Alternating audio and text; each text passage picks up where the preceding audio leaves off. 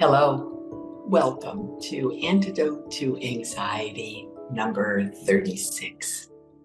Let's check in this moment, and on a scale of 1 to 10, with 1 being low and 10 being high, how's your anxiety? That's it. Just stop and notice what's happening in your body.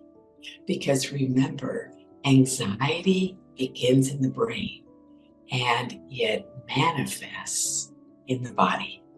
I'm going to tell you a story today about my friend Barb, who lives in Omaha, Nebraska. She and I have been friends since junior high.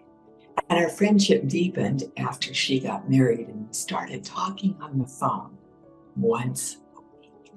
She's been married over 50 years, so that's a lot of weeks of conversation. I remember in February, she said to me, "Oh, I get my car tomorrow. I'm so excited, and I sure hope nobody hits me again." What had happened was Barb was almost killed twice in less than 6 months. Someone was not paying attention, ran a red light the first time, and totaled her car. They bought a new one.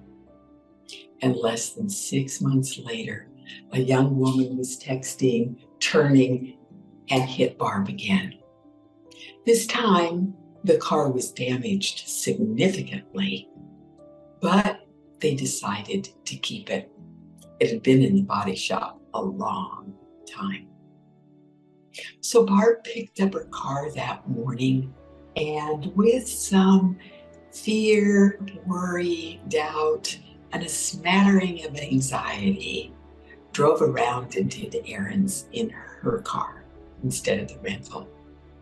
That evening, she met her daughters for a play, and she could feel the panic rising. Barb is really good with her brain. She'll just say, "Stop it, enough of this. You don't need to talk to me like that." And it works.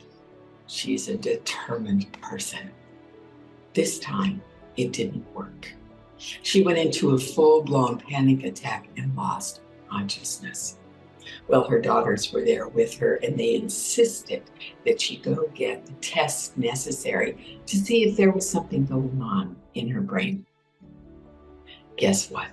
In Nebraska, it's illegal to drive for 90 days if you've lost consciousness, had a seizure. And so for Barb, she was confined to no driving. Her family stepped up and she got everywhere she needed to go. So by the time the 90 days were up, she was raring to go. Any worry, doubt, and fear was gone. I talked to Barb earlier this week and asked her if I could share this story. Because you see, we're all more powerful than we know. There was some part of her that was afraid to drive. So guess what? She couldn't drive for 90 days. And then her intention to drive safely, her desire for the freedom of driving, came back, and all is well.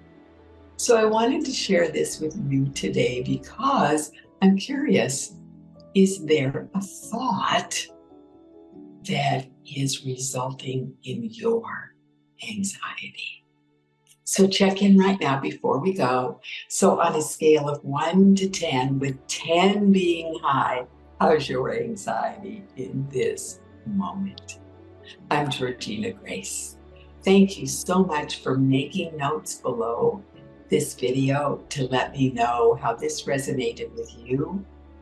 Reach out if you'd like to be able to have a call with me and tell me your story of how a thought triggered anxiety.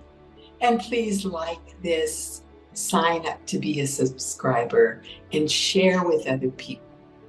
Because as I recently read, it feels like the world is losing its mind, and anxiety is a big part of that.